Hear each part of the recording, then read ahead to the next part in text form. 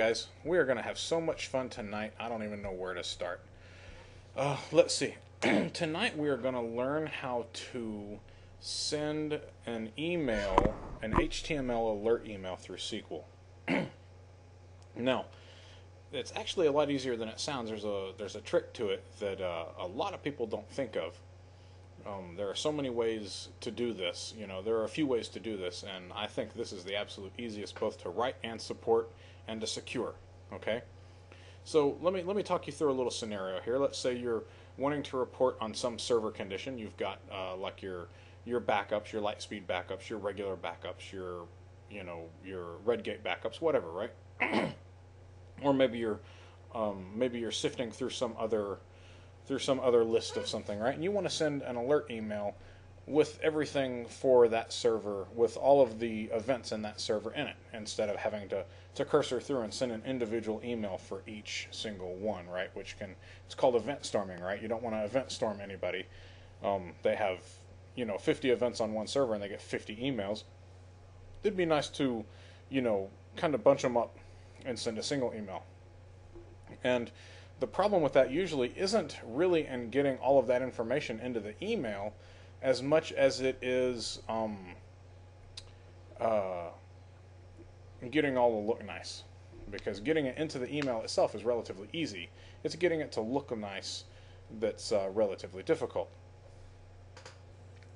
Okay, so the problem we're going to solve is what this email is going to look like. Okay, so I've got an email right here that I'm going to use I've got a query right here that I'm going to use in the final one. But let me show you something a little bit more realistic. Let me paste this in here. There we go. So I've got my admin profile, the email address I'm going to send it to, the query that I want to be in the body of the email, right? So I'm just going to take the top 20 from sysobjects, and you'll also see that's going to get around another limitation here in a minute. We're just going to call it system tables and format HTML. Okay, so the query is going to become the body. So when I do this, and now mind you, this isn't really a realistic email in that you're not really going to select from sysobjects, but you're going to select a lot of columns, whereas down here when we do the solution we're only going to do 2 because I just want to keep it short, right? But here, if I go ahead and run this, mail queued. Okay, let's wait for the mail. Should be any second now. Here it is. And this is what you get when you send a query to an email. It's just nasty, nasty, nasty. You can't see anything, right? There's absolutely nothing here that I can glean from this. So as an alert email or a customer email of any kind, whatever, right? It's absolutely horrendous. So this is what we're going to do. We're going to fix this, okay? So first thing I need to do, well, we'll take care of that in a minute. Okay. So what we need to do is we need to format this into HTML somehow, and we need to present it in the email. We need to make sure that it gets presented in the email properly, right? So what we're going to do here is, see, what do I need to start with? Okay, I know. What I need to do is I need to start with a variable to hold the body of my email. So I'm gonna learn how to spell. Let's call it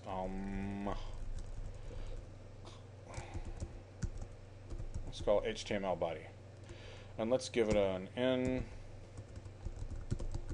varchar max, because we just want this thing to be as big as we can get it, right? We don't really have any illusions right now on how big it's going to be. Okay, so the first thing I'm going to do after I declare this, guys, I'm going to start filling it. Okay, so I've got to say set HTML body equal, and I'm going to go ahead and open and close here. I need to start my HTML document. This HTML body variable is where all of my HTML is going to get built, it's going to live, and it's going to get sent. Okay.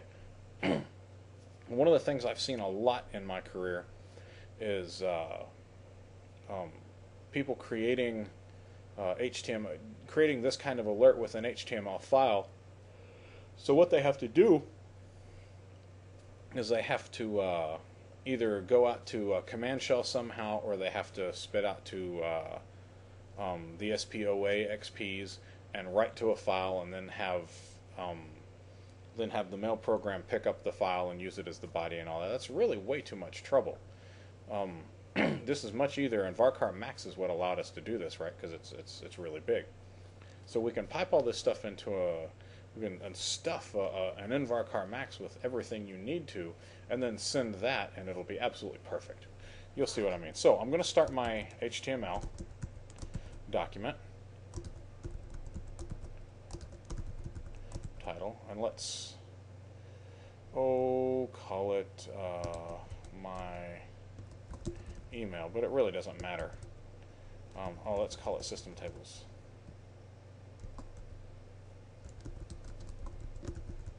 There we go.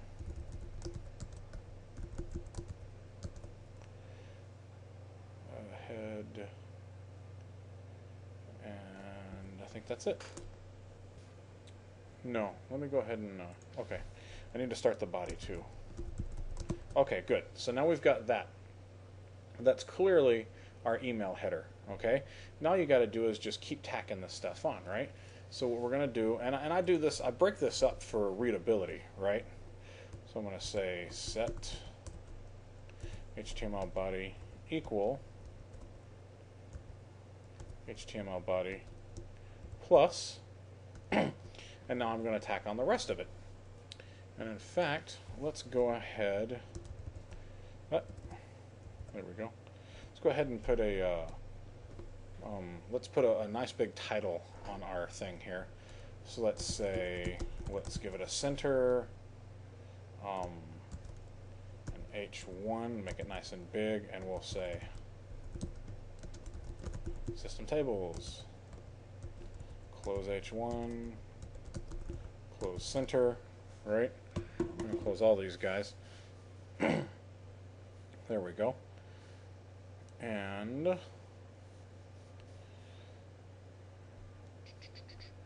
let's go ahead and right here, let's give our final one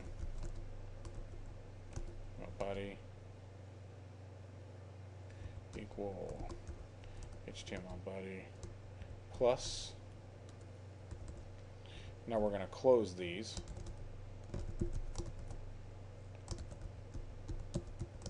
There we go. I'm going to close these guys. And now for this, I'm going to take the query out of here, and I'm going to say body equals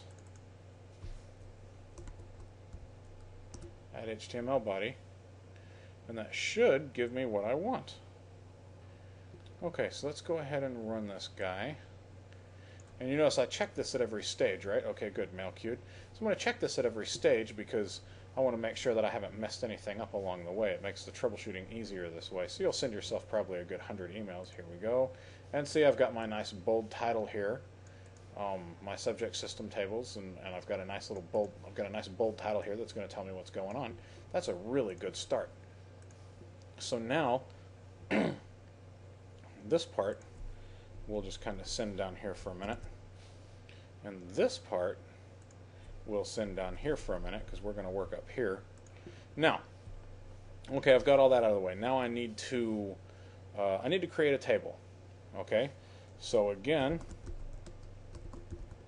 HTML body equals HTML body plus table. I don't know why I deleted that. Anyway, table. So I've got the table right now. What do I need to do?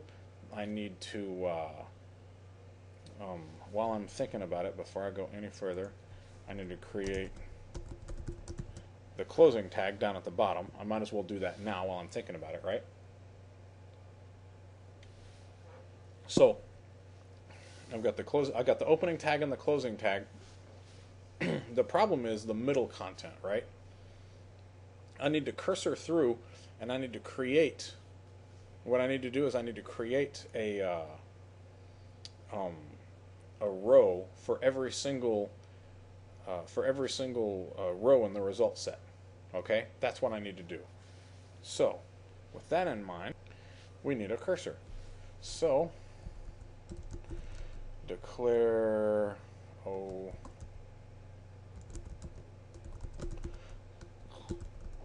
system table cursor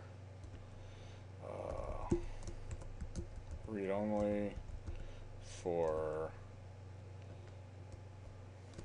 this is the guy we're going to use. Come here. Remember, I told you I'm only going to use 2 because I don't feel like typing all night, right? Now this spacing in here this is just my spacing so that I can easily read what's going on. I don't like too much stuff on one line. Okay, so I just declared a cursor, a read-only cursor, and I'm declaring it for this query. I'm not really trying to teach you cursors right now, okay?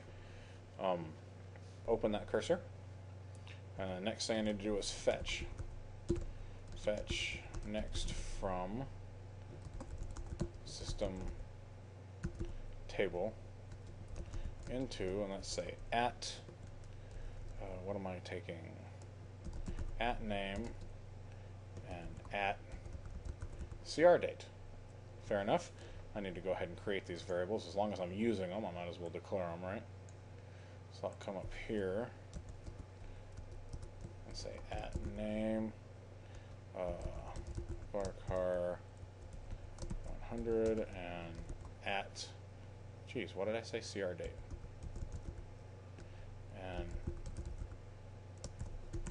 I don't really care. You can put it as a text is fine. Okay. So I got varchar and varchar. Good. These two guys are going in there. Excellent. Now I need to say while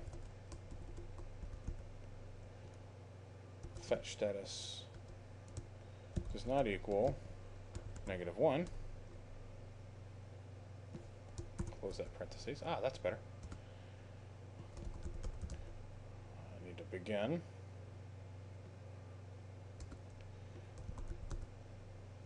Now, this is where it's going to get just a little tiny bit tricky.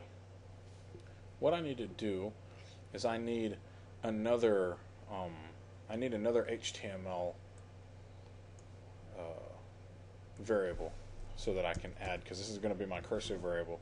So I'll call this SQL. Put it varchar max. Okay. And since I'm going to have a first time through iteration, I need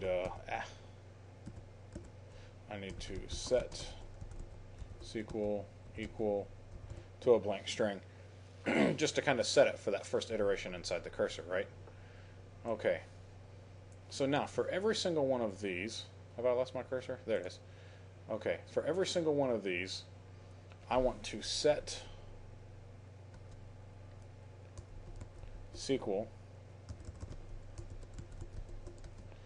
equal to SQL plus, get my string again. This is where I actually start my rows. So at TD, that's a table row and a table column, right?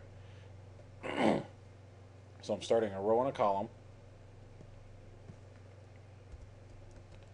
plus at name plus here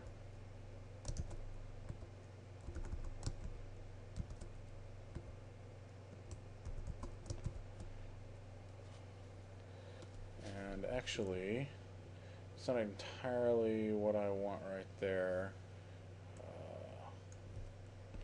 TD, there we go, plus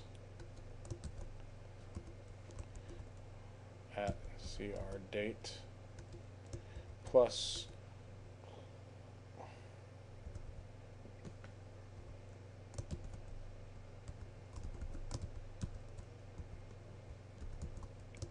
There we go.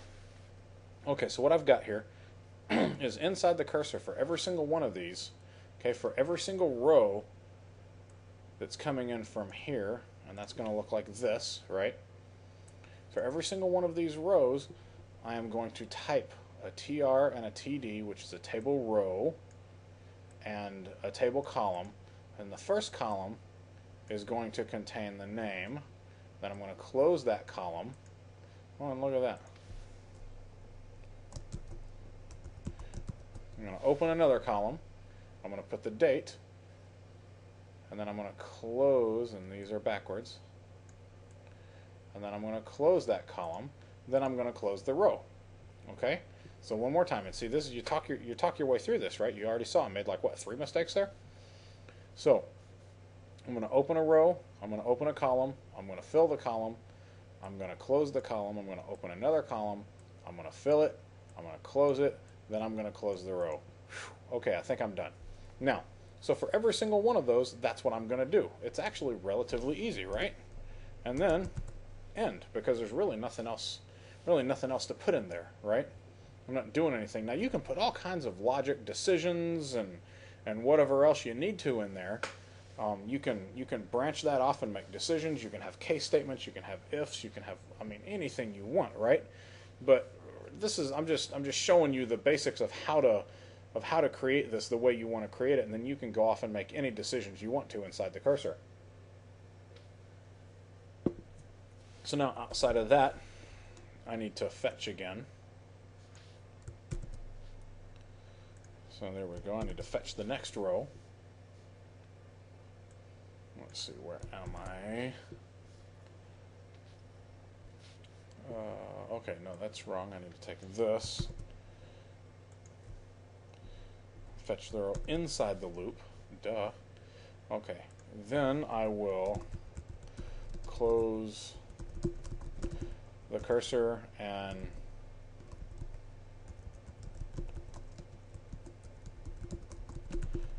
then I will deallocate the cursor. Okay, so far I've got a static HTML header, right, that starts the table. Notice this is outside the cursor. That means it's only going to be written once, right? Anything inside the cursor is going to be written once for every single row in the cursor. So I think there's, you know, how many rows in this? How many rows are going to be returned here? 372. So there are going to be 372 items in this table, but you only need the table and the HTML header information printed once. If you put this inside the cursor, you would start the HTML column again and again and again. Or the HTML header, that would be no good. So same thing with the footer down here.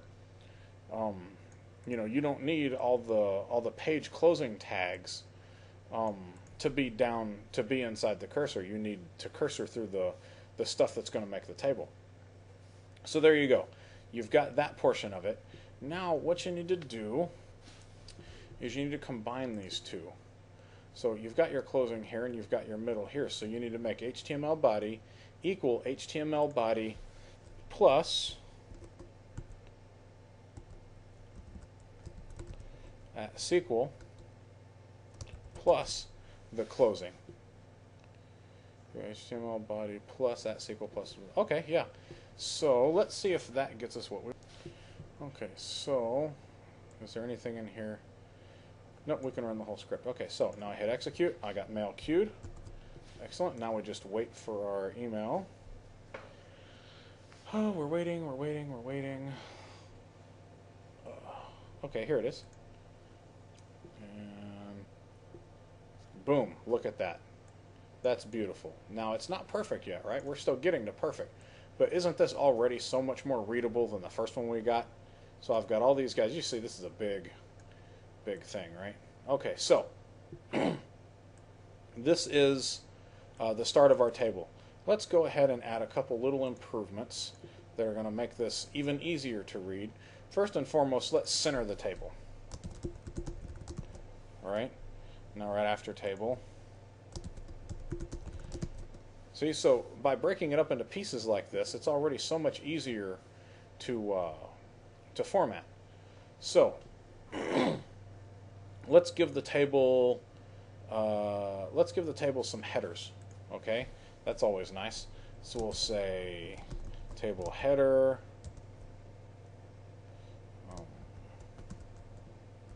Stop it. Table header, and then another one. Okay, so now we'll come in here and we'll fill these in with name and create date. Sound good to you? So, okay, let's run it. And we're queued, and let's wait for the email. Oh, that was fast. I think we're getting good at this. Okay, good. So now we've got a centered table, because you remember before all this, the thing was over here, and now we've got a name and a create date. Okay, that's not too bad. Let's do even better, shall we? Let's see what's next. Let's make some borders. I think that'll make it easier to read. I'll tell you what, before we do the borders, let's add some styles to the headers.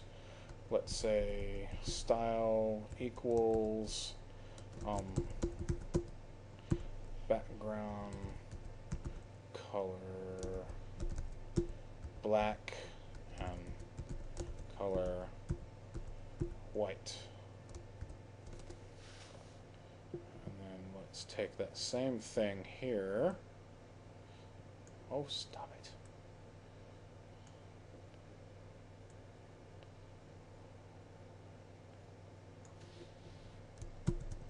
And let's add it to the other one. Alright, there we go. That's a good start. And now I think we can add our borders. Okay, so let's come over here to our table columns, I believe, yeah. And we'll do an inline style again. Style equals, we'll go ahead and enclose that. And then we'll say border is 1, and it's not a style, it's border style, isn't it? I guess we're about to find out. Solid. And then we'll take this guy here, put it after this guy there. Okay, good, good. Now we're ready. Let's go ahead and send it again and see if what we've done is going to hold true.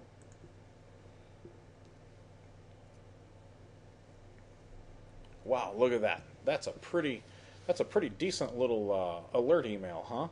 And we've only just started playing. You can make it look like anything you want, right? You can embed images, I would imagine, and you can do all kinds of things. Of course, I think the image has to exist somewhere. I'm not, but you can use inline styles like I'm doing, or you could code a bunch of styles, a bunch of header styles up here if you wanted to, in this initial section before you get to the cursor. So those guys would go like up here in the header, right? So we've already got an excellent email going. And you can add more stuff to it too. If you had something at the bottom where you wanted to, you wanted to put some emails down at the bottom to say, contact support personnel at this number, or contact support personnel at this email, or, if it were only a partial report, say that you want to, and this is the kind of thing I do all the time, right? In an alert email, you don't want to give every piece of information because it's supposed to be an alert, right? So what I'll do here, let me go ahead and send this again. Here it is. So what I'll do, instead of, because you notice how I just gave 2 of the columns, but Sys columns has tons more tables, right? So you can link this to an SRS report that has the full report to it. So let's say this was a list of servers and databases that had backup failures, okay? You don't want to put, the server, the database, the error message, the backup time, you know, the last backup, the last successful backup entry, you know, the compression level, the command statement. You don't want to put all that stuff in an alert email. An alert email is supposed to be really simple for the guy that gets it to just look at it and go, oh yeah, I'll look at this. I need to go look at this. But down here at the bottom, if I can get to the bottom, there you go. Down here, you could easily put a link that says, you know, for the full report, click here, you know, or, you know, for more information, click here, and then that's a link that goes directly to, you know, say your SRS report repository and pulls up the full report on this stuff here, and it's just that easy. Here, we can do one real quick if you want. Okay, so what we're going to do is, again, we're going to say set HTML body equal HTML body plus, see a pattern forming here? I'll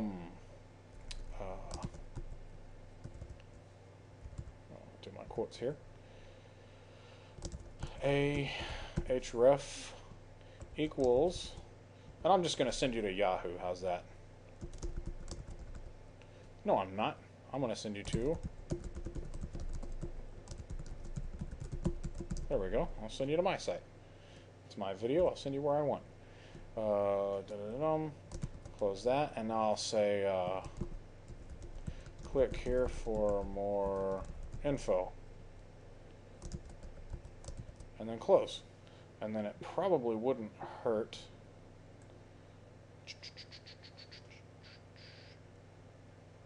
yeah, and I need to move these guys down here because I'm adding to it. So these guys always have to be last, right? I mean, I'm assuming you guys know HTML. So those guys have to be last. And then what I want to do is put a break line there. And then that should do it. Let's see how we did.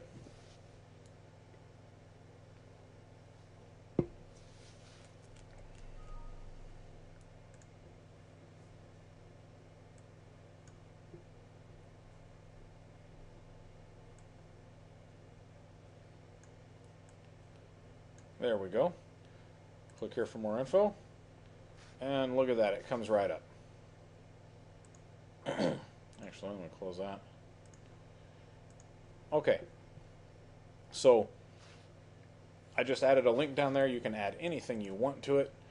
One thing I would caution you about, though, I mean, you can put JavaScript in here and all that stuff, right? I mean, anything you can put in an HTML, you can put in here. But I would caution you against putting JavaScript in there because a lot of spam filters will pick that up as spam, obviously, and prevent the JavaScript from running. And so you may not get the effect you want, and you may get filtered out of spam altogether. So keep these alert emails simple. But this is just an exciting topic, isn't it? Because look how easy it was to do something like this, and give ourselves a really nice looking HTML email. And you can do anything you want with these things, right? I mean, you can throw the DHTML in there and get some nice rollover effects and stuff. I mean, my God, you could do anything you wanted to, right? So let me talk you through this just one more time, just to make sure we've got it. It's really easy in concept, but I just want to make sure you got it. Make sure I didn't forget to explain anything. So you're going to set your variables, right? So you need a variable for the HTML body, and it needs to be in varchar max because you never know what you're going to put in there. You need your cursor variables, and that's these guys right here that you're going to fetch your data into. You need a cursor SQL variable that's going to also be in varchar max because you never have any idea how much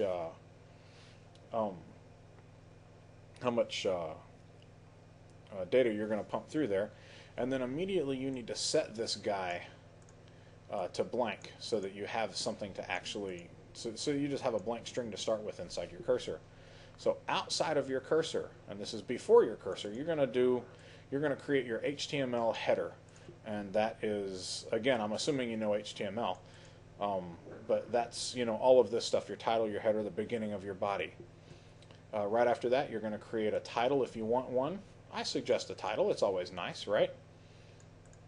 I like to center mine, but you can clearly do whatever you want. And you see here, we're just string building. HTML body equals this, HTML body equals HTML body plus. So you're saying this equals this plus this, right? So you're saying it always equals what it was already and add this to it, right? And then you're doing the same thing here. Now we're creating our table and our headers, and we're formatting our headers. Here I could give it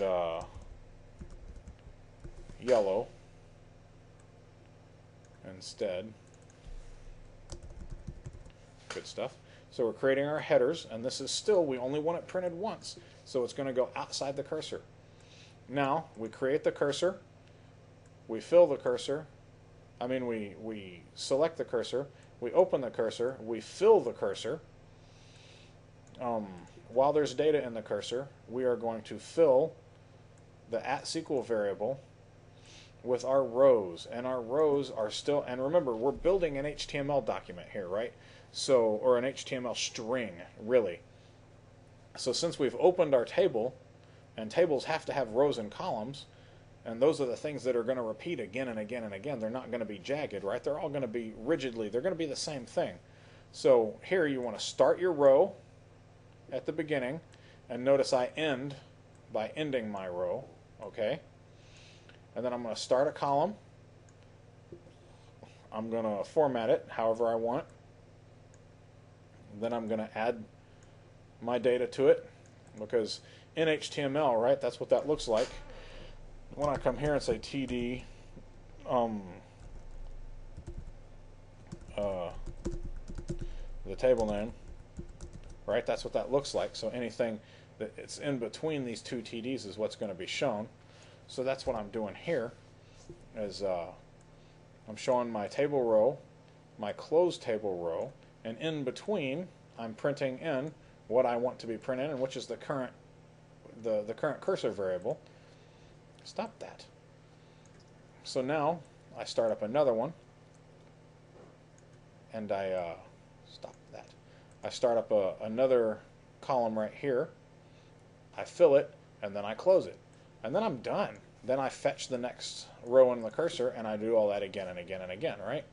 As soon as the cursor finishes, I deallocate it, I close it and deallocate it, and then I set HTML body equal to HTML body again, right? I equal it to itself plus all of these rows that I just filled, okay? If I don't say HTML body equals HTML body plus SQL, if I just say it equals plus SQL, then I'm going to lose everything that I had before, and all I'm going to get is SQL plus this, right? Because it's going to replace it. I don't want to replace it, I want to add to it. So when I say that the body equals itself plus this, that's a way of saying that I want to add to HTML body and not replace it. So I close the table, I close the center, I give a break tag so that my link here can be on the next row. And then I set HTML body to itself again, and then I add my link that I wanted to add, and then I close my link, I close my form, I close my page, right? I could easily do this down here, HTML body equals add HTML body plus, and then these guys right here if I wanted to break that up even more, but it doesn't matter. Then I send my email, and I just set the body of my email equal to HTML body. I can give the subject whatever I want it. You know, it can even be, you know, another query. You can even pull it as part of from another query. The format is HTML. Attach query result as file equals 0. That means if I set that to 1, that means that it wouldn't be in the body of the email, it would be an attached file. So let's go ahead and set that to 1.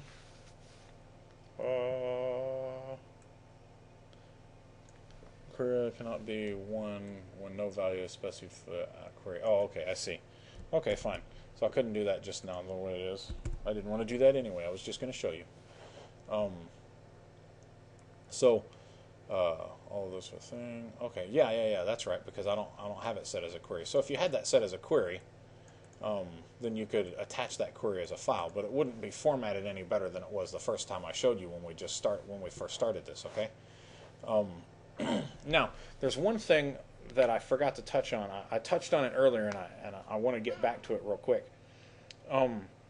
One of the things that doing it this way is going to get you is it's going to get you around the limitation, a size limitation. Okay, if I were to do this, okay, and let's get rid of this. I don't want to do that. I want to do this. There we go. Now, if I were to just run this, okay, select top 20 from sysobjects, that should still work. Yep, good. Here we go. And it's absolutely hideous, but it's there, right? And this is the same thing we just formatted. But if I take this top 20 out of here, this is an awful lot of data that I'm returning.